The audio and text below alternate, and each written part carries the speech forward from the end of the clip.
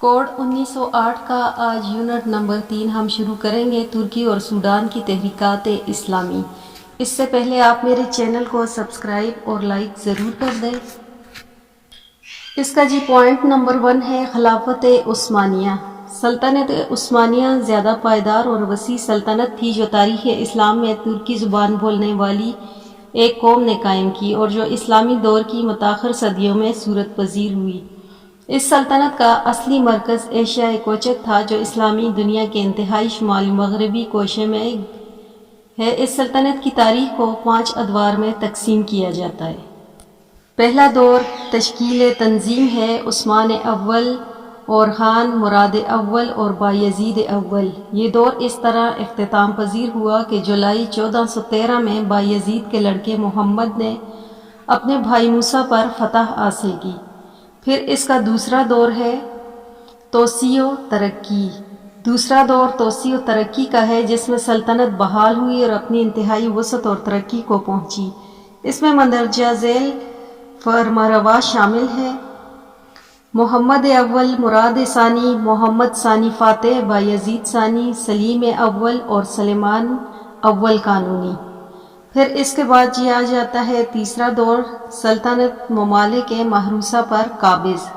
تیسرے دور میں سلطنت ممالک محروسہ پر قابض رہی تاآنگاہ ہنگری کا ملک ہاتھ سے نکل گیا۔ اس میں مندرجہ ذیل حکمران آ گئے: سلیم اول، مراد ثالث، محمد ثالث، احمد اول، مصطفیٰ اول، عثمانی ثانی، مصطفیٰ اول، باردوم، مراد رابع، ابراہیم، محمد رابع، سلیمان ثانی اور مصطفیٰ ثانی۔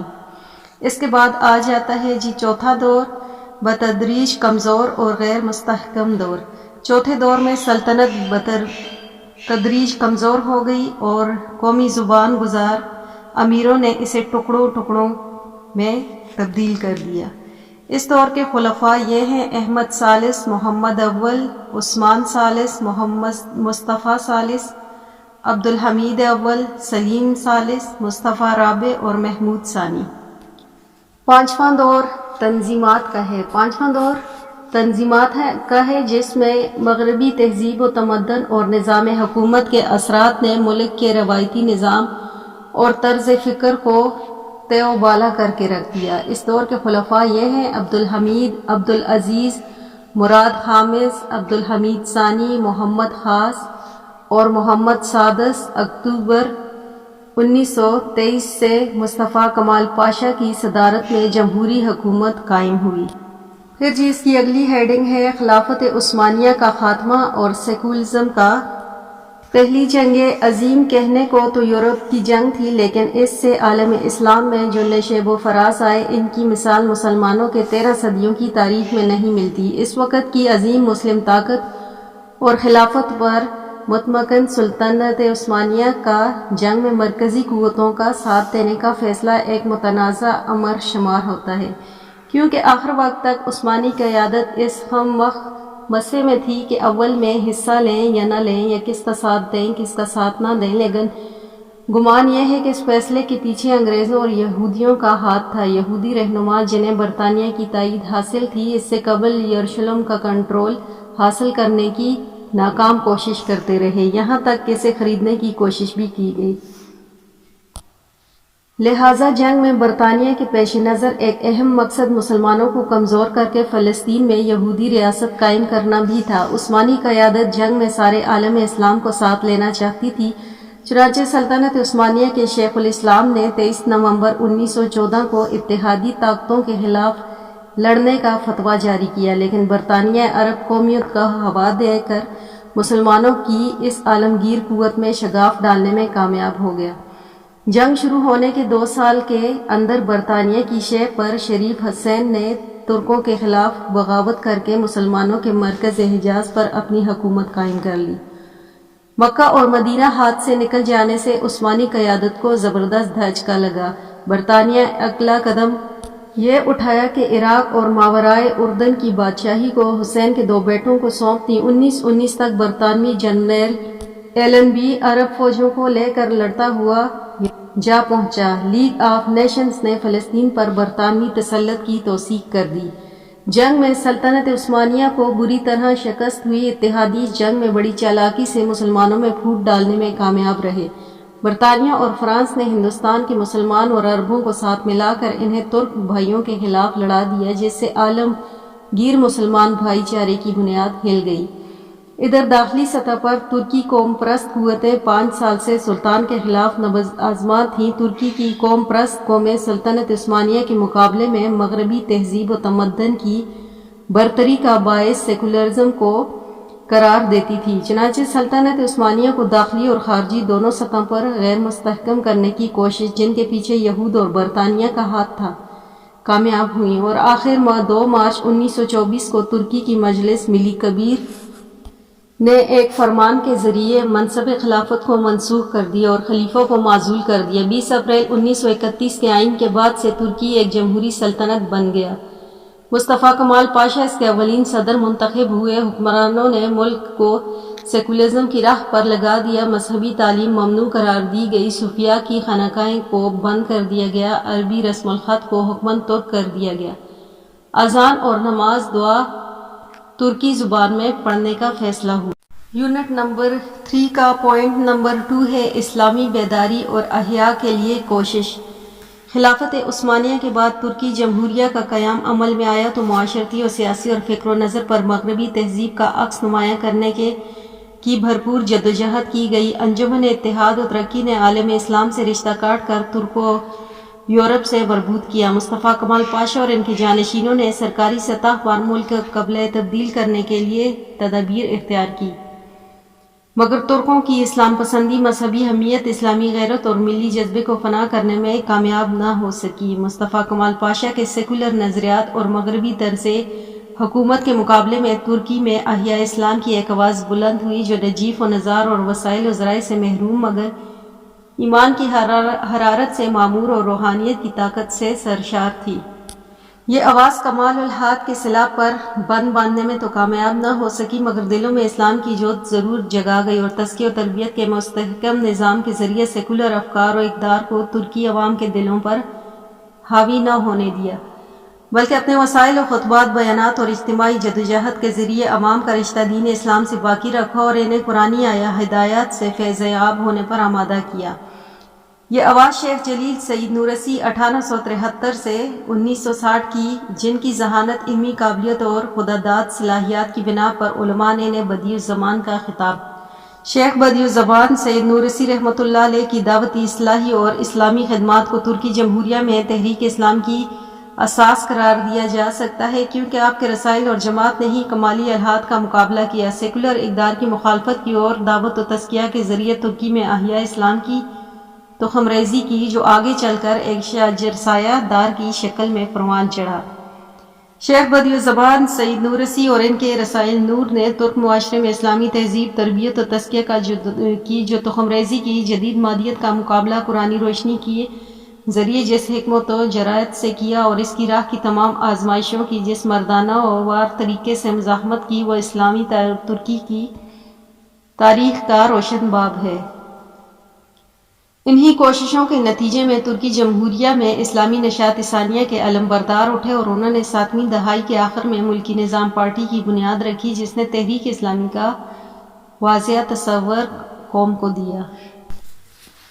اس کی دوسری ہیڈنگ ہے تحریک اسلامی کا آغاز۔ کمال اتاتürk، ضیاء، گوک الب اور نامک کمال اور دوسرے ترکی دانشوروں کے افکار و اثرات کا ترکی قوم نے گہرا اثر قبول کیا، جو ترک قومیت اور لادین ثقافت کے مدعی و علمبردار تھے اور جنہوں نے پوری قوم کو اس کے تابناک ماضی اور عظیم ورثہ سے کاٹ کر یورپی فکر و تاریخ میں ضم ہو جانے کی دعوت دی۔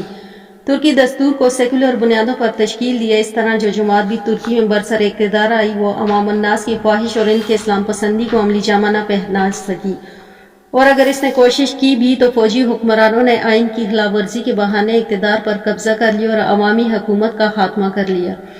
1941 میں ترمیم شدہ دستور میں چند اسلامی سرگرمیوں کی اجازت دی گئی، جس سے ملک کے سیکولر کردار پر حرف نہ آتا ہو۔ اس دوران اہم تبدیلیاں یہ ہوئیں کہ کئی دینی مذہبی جماعتیں تشکیل پائیں۔ انہی حالات میں پروفیسر نجم الدین اربکان نے 1970 میں نوپ نیشنل آرڈر پارٹی کی بنیاد رکھی، جس کا ترکی نام ملی نظام پارٹی رکھا گیا۔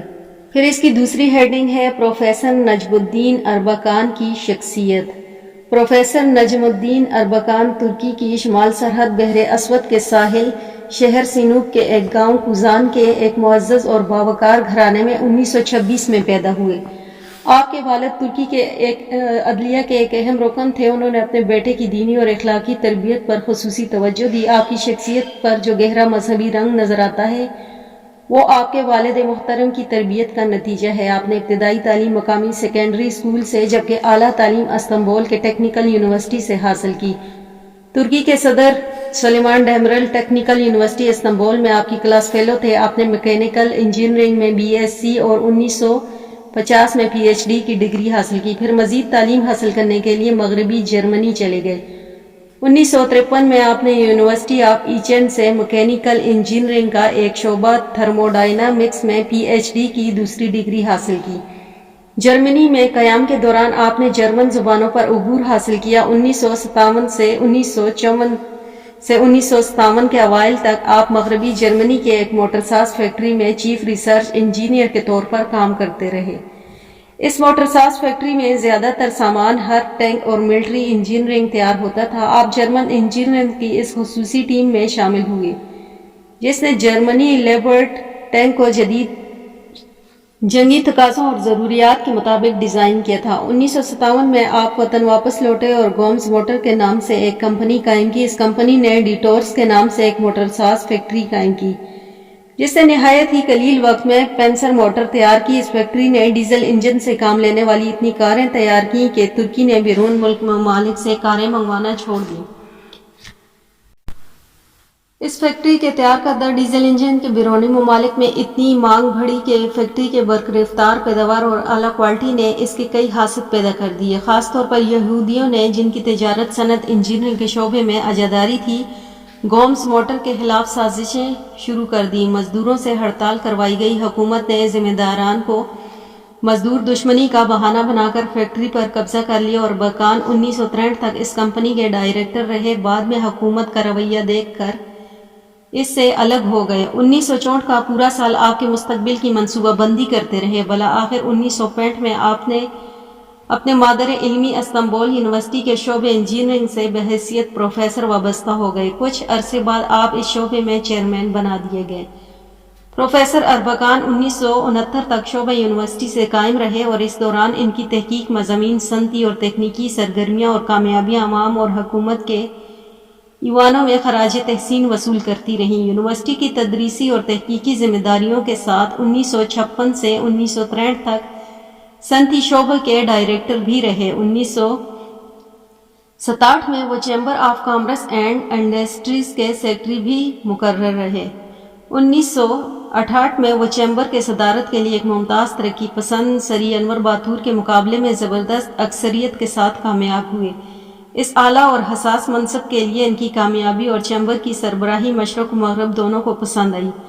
کمیونسٹ روس سرمایہ دار امریکہ اور مذہبی صہیونی لابی نے اسے خطرے کی گھنٹی سمجھا۔ چنانچہ اس وقت کے وزیر اعظم سلیمان ڈیمیرل کے واسطے سے صدر مملکت سے شکایت کی گئی۔ وہ ساری طاقتوں نے مل کر ملک پر دباؤ ڈالا کہ چیمبر آف کامرس کی سربراہی سے ڈاکٹر اربکان کو برخاست کر دیا جائے۔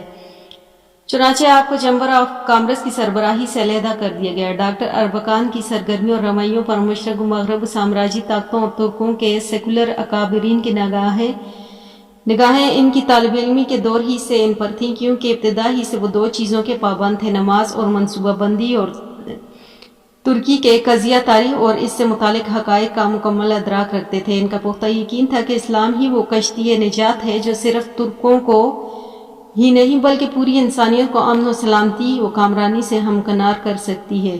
1969 میں ترکی میں عام انتخابات کا اعلان ہوا اور پروفیسر اربکان نے جسٹس پارٹی کے ٹکٹ پر کونیا حلقہ سے انتخابات میں شریک ہونے کی گزارش کی، مگر پارٹی نے ٹکٹ دینے سے انکار کر دیا۔ مجبوراً آزاد امیدواروں کی حیثیت سے الیکشن میں حصہ لیا۔ ان کا انتخابی نعرہ تھا کہ عزیز وطن ترکی کے مقدس ورثہ کی تحفظ کے لیے ہے۔ چنانچہ انہوں نے تاریخ ساز کامیابی حاصل کی۔ جلد ہی آپ نے پارلیمنٹ میں اپنا ہم خیال احباب کا ایک محاذ قائم کر لیا اور 26 جنوری 1970 کو ملی نظام پارٹی کے نام سے اپنی پارٹی بنا لی۔ اس پارٹی کا نشان بند مٹھی تھا جو اتحاد و استحکام کی علامت تھی، اور اس کی شہادت کی انگلیاں ہوا میں لہراتی ہوئی روشن مستقبل کی جانب سے اشارہ کر رہی تھیں۔ پھر جی اس یونٹ کا پوائنٹ 3 آ جاتا ہے ملی نظام پارٹی اور اس کا منشور۔ ملی نظام پارٹی کی تشکیل میں جو نظریہ کار فرما تھا، اس کی تفصیل کچھ یوں ہے کہ نمبر 1 اسلامی فکر و نظریات کی بالادستی، نمبر 2 امت مسلمہ کی عظمت و رفعت کا احیاء، نمبر 3 ملک میں نظم و ضبط، خوشحالی و ترقی اور خیر و فلاح کو عام کرنا، نمبر 4 تھا پارٹی کی جانب سے ایک اعلانیہ نشر کیا گیا جس میں ترکی کے ماضی حال اور مستقبل کی تجزیہ پیش کیا گیا اور واضح الفاظ میں صراحت کی گئی کہ پارٹی کا رکن صرف وہی ہو سکتا ہے جو 5 وقت نماز کا پابند ہو۔ اس صلاح، تقوی اور استقامت اطمینان کر لیا گیا۔ اس پارٹی میں نمبر 5 تھا، اس پارٹی کا مقصد امت مسلمہ کی عظمت رفعت کا احیاء ہے۔ یہ ہدایت اخلاقی فضائل کی زبردست ذخیرے کے مالک ہیں۔ اس کی تاریخ تابناک ہے اور دور حاضر میں صاحب ایمان نوجوان یہ حوصلہ رکھتا ہے کہ وطن عزیز اور اس کے مسائل و مشکلات کو سمجھ کر اس کا مداوع کر سکے۔ ملک کے داخلی مسائل کو ملی نظام پارٹی نے 2 خانوں میں تقسیم کر رکھا تھا، ایک غیر ملکی سرمایہ اور غیر ملکی بازار پر ترکی معیشت کا انحصار، دوسرا تھا قومی آمدنی میں زبردست گراوٹ اور دولت کی غیر منصفانہ تقسیم۔ ترکی کا سیکولر طبقہ اور مغرب پرست حکمران پروفیسر نجم الدین اربکان کے اسلامی فکر کو کیسے گوارا کر سکتا تھا؟ چنانچہ ملی نظام پارٹی کے ان تنقید و بیانات اور اسلامی داخلہ اور خارجہ پالیسیوں کے خلاف دستوری عدالت میں سرکاری وکیل نے استغاثہ دائر کر دیا اور عدالت نے اس بنیاد پر پارٹی کو تحلیل کر دیا کہ یہ ملک میں دستور کی لادینی قدروں کی توہین ہے۔ چنانچہ ملی نظام پارٹی کی تشکیل کی 17 ماہ بعد مئی 1971 میں اسے خلاف قانون قرار دیا گیا۔